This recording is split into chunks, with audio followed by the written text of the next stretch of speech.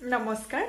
মই সেবিকা আপোনালোক সকলোকে ইটস মি সেবিকাত স্বাগতম জনাইছো আৰু আজিৰ ভিডিঅ'টিত মই আপোনালোকৰ ওচৰত মুখৰ দাগ আঁতৰাবৰ বাবে এটি ঘৰুৱা ফেস পেক লৈ আহিছো গতিকে বলকচোন ভিডিঅ'টি আৰম্ভ কৰো হালমইনা হৈ যোৱাৰ পিছত আমাৰ মুখত কিছুমান দাগ ৰৈ যায় যিসমূহ দাগ আমি আঁতৰ কৰিবৰ বাবে বজাৰত পোৱা কিছুমান সামগ্ৰী ব্যৱহাৰ কৰো যিসমূহ সামগ্ৰী ব্যৱহাৰ কৰিলে আমাৰ দাগ যায় হয় কিন্তু আমাৰ ছালৰ যথেষ্ট ক্ষতি কৰে গতিকে আমি যদি ঘৰতে কিছুমান পোৱা বস্তুৰে ঘৰুৱা ফেস পেক তৈয়াৰ কৰিলে আমাৰ মুখৰ দাগ আঁতৰ কৰিব পাৰো তেনেহলে আমাৰ ছালৰ কোনো ক্ষতি নকৰে আৰু আমাৰ মুখৰ দাগ অতি সহজতে যায় গতিকে মই আজি আপোনালোকৰ ওচৰত ছালৰ দাগ আঁতৰ কৰিবৰ বাবে এটি ঘৰুৱা ফেস পেক লৈ আহিছো আৰু এই ফেস পেকটোৰ বাবে লগা সামগ্ৰীসমূহ হৈছে এনে ধৰণৰ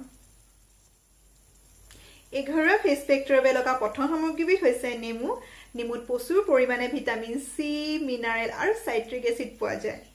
নেমুৱে স্কিনখনৰ এক্সট্ৰা অইলসমূহ নাইকিয়া কৰাত সহায় কৰে নেমুৱে দাগ নাইকিয়া কৰে আৰু স্কিনখন ডিপলি ক্লিন কৰে আৰু নেমুৱে স্কিনখন কোমল আৰু উজ্জ্বল কৰাত সহায় কৰে দ্বিতীয়তে লগা সামগ্ৰীবিধ হৈছে তুলসী তুলসী যেনেকৈ আমাৰ স্বাস্থ্যৰ কাৰণে লাভদায়ক ঠিক তেনেকৈ আমাৰ স্কিনৰ কাৰণেও যথেষ্ট ভাল তুলসীত এন্টিঅক্সিডেন্ট এন্টিবেক্টেৰিয়েল আৰু এন্টিফাংগল পোৱা যায় এন্টিবেক্টেৰিয়েলে আমাৰ মুখত হোৱা হালমইনা আৰু দাগ আঁতৰ কৰাত সহায় কৰে তুলসীয়ে আমাৰ মুখত হোৱা বয়সৰ ছাপ আঁতৰ কৰাটো সহায় কৰে তৃতীয়তে লগা সামগ্ৰীবিধ হৈছে মৌজুল মৌজুলত এন্টি এজিং প্ৰপাৰ্টি পোৱা যায়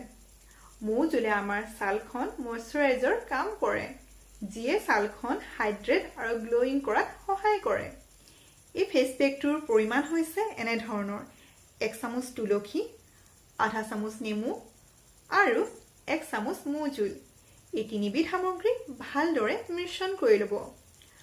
আৰু এই ফেস পেকটো মুখত লগোৱাৰ আগতে মুখখন ভালদৰে পৰিষ্কাৰ কৰি ধুই ল'ব তাৰ পিছত এই ফেস পেকটো লগাব এই ফেস পেকটো 15 বা 20 মিনিট সময় লগাই ৰাখিব আৰু তাৰ পিছত মুখখন ঠাণ্ডা পানীৰে ভালদৰে ধুই দিব আৰু এই ফেস পেকটো আপোনালোকে সপ্তাহত 2 বা 3 দিন ব্যৱহাৰ কৰিব আৰু এনেদৰে যদি আপোনালোকে এই ফেস পেকটো ব্যৱহাৰ কৰে তেনেহলে আপোনালোকৰ মুখৰ দাগ আঁতৰ হ'ব লগতে ছালখন উজ্জ্বল কোমল আৰু আগতকৈ ধুনীয়া হৈ পৰিব আৰু এই ফেস পেকটো পুৰুষ মহিলা সকলোৱে ব্যৱহাৰ কৰিব পাৰে গতিকে এই ফেস পেকটো ব্যৱহাৰ কৰি চাব আৰু মোক জনাব কেনে পালে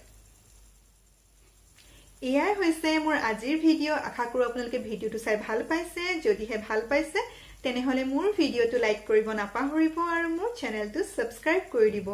আকৌ লগ পাম মোৰ পৰৱৰ্তী ভিডিঅ তেতিয়ালৈ আহিছো বাই বাই টেক কেয়াৰ